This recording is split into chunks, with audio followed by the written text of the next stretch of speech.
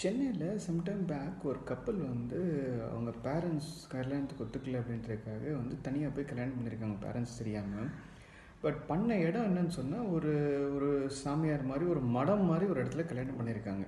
So தலையெல்லாம் கட்டியிருக்காங்க, அப்படியே இருந்திருக்கு. ஸோ அப்படி வாழ்ந்துருக்காங்க. அப்புறம் வந்து கொஞ்சம் டிஃப்ரென்ஸ் ஆஃப் ஒப்பீனியனில் பிரிஞ்சுட்டாங்க. அப்புறம் கொஞ்சம் நேரம் கழித்து தெரிய வந்தது அவங்க ஹஸ்பண்ட் வந்து செகண்ட் மேரேஜ் பண்ணிட்டாரு அப்படின்னு சொல்லிட்டு அந்த ஒய்ஃப் தெரிய வந்து நீங்கள் எப்படி செகண்ட் மேரேஜ் பண்ணலாம், டிவோர்ஸ் வாங்காமல் எப்படி பண்ணலாம் அப்படின்னு கேட்டிருக்காங்க. அதெல்லாம் இல்லை, நம்ம எங்கே கல்யாணம் பண்ணமோ அந்த இடத்துலையே வந்து டிவோர்ஸ் கொடுத்துட்டாங்க, அது வந்து சட்டப்படி செல்லும், அதனால் வந்து அந்த டிவோர்ஸ் வச்சு நான் செகண்ட் மேரேஜ் பண்ணிட்டேன் அப்படின்னு சொல்லியிருக்காரு. இன்ஃபேக்ட் 2 பேருமே எஜுகேட்டட் பீப்புள், சாஃப்ட்வேர் இன்ஜினியர்ஸ், சென்னையில் இருக்காங்க. இன்னுமே வந்து அந்த அவேர்னஸ் லெவல் எப்படி இருக்குன்றது ஒரு நல்ல ஒரு எக்ஸாம்பிள். அவங்ககிட்ட கேட்டாங்க இது வந்து எப்படி பண்ண முடியும், அது லீகல் அப்படின்னு சொல்லிட்டு. 100% இல்லீகல். அதாவது இன்றைக்கும் இந்தியாவில் நிறைய ப்ராக்டிசஸ் இருக்குது. அந்தந்த குழுன்னு சொல்கிறாங்க, அது ரிலீஜியஸ், காஸ்ட்டு, ட்ரைப்ஸு, ஏரியா எல்லாத்தையும் தாண்டி அவங்களே டிவோர்ஸ் கொடுத்துக்கிறாங்க. அதை மியூச்சுவலாக அக்செப்ட் பண்ணிக்கவும் செய்கிறாங்க.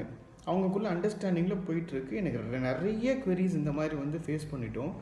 ஸோ இது ஒரு ஒன் பாயிண்ட் ஆஃப் திங் என்ன சொல்லணும்னா, இது இல்லீகல். அவங்கவுங்க அண்டர்ஸ்டாண்டிங்கில் அவங்கவுங்க பண்ணுறதுன்றது அவங்களோட விருப்பம். பட் இது 100% இல்லீகல். மார்லி ஜோசப் vs ஜார்ஜ் செபாஸ்டின் சொல்லிட்டு ஒரு வெரி நோட்டட் ஜட்ஜ்மெண்ட் வந்து சுப்ரீம் கோர்ட் சொல்லியிருக்கு. அதுதான் இன்றைக்கும் வந்து எல்லா கோர்ட்ஸும் ஃபாலோ பண்ணிகிட்டு இருக்காங்க. என்னென்னா கேரளாவில் இதே கேஸ் தான், உங்களுக்கு கேஸ் மாதிரி தான். கேரளாவில் ஒரு கப்பல் கிறிஸ்டின் முறைப்படி மேரேஜ் பண்ணியிருக்காங்க சர்ச்சில். அதுக்கப்புறமா பிரிஞ்சிருக்காங்க. அதுக்கப்புறமா வந்து அவரே வந்து டிவோர்ஸ் பண்ணிவிட்டு வேறு எங்கேயோ போயிட்டார். எப்படி நீங்கள் டிவோர்ஸ் பண்ணீங்கன்னு கேட்டால், மேரேஜ் பண்ணி வச்ச இன்ஸ்டியூஷனே வந்து டிவோர்ஸ் சர்டிஃபிகேட் கொடுத்துட்டாங்க அப்படின்னு வந்து சொல்லியிருக்காங்க. இதை இவங்க அப்பீல் போயிட்டு லோவர் கோர்ட்டும் சரி, ஹை கோர்ட்டும் சரி, சுப்ரீம் கோர்ட்டுக்கும் அப்பீல் போயிட்டு சுப்ரீம் கோர்ட் கிளியர் கட்டாக சொல்லியிருக்கு, டிவோர்ஸ் கொடுக்குற அத்தாரிட்டி சிவில் கோர்ட்ஸ்க்கு வரைக்கும் தான் இருக்குது.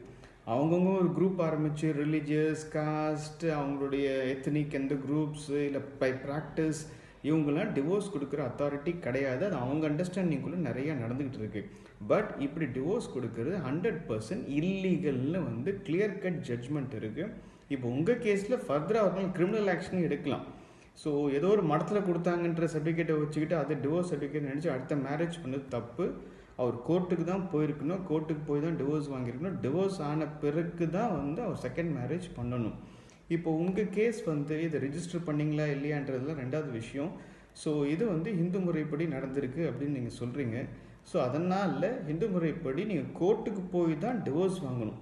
அவர் சொன்ன அந்த மடம் ஏதோ சொல்கிறீங்க இல்லையா, ஸோ அது அவங்க சரியாகவும் சொல்ல தெரியல, மடம்ன்றாங்க, கோயில்னு சொல்கிறாங்க. Whatever it is, divorce கொடுக்குற அத்தாரிட்டி சிவில் கோர்ட்ஸ் தான் இருக்குதுன்னு சொல்லிட்டு supreme court judgement very very very clear. அதனால் இந்த கேஸில் உங்கள் ஹஸ்பண்ட் வந்து பண்ணது வந்து டெஃபினட்டாக இல்லீகல் திங் தான். அவர் மேலே கிரிமினல் ஆக்ஷன் எடுக்கணும். பிகாஸ் டிவோர்ஸ் ஆகாமல் அடுத்த மேரேஜ் பண்ணால் வந்து அது கிரிமினல் ஆக்ஷன் எடுக்கப்படும்.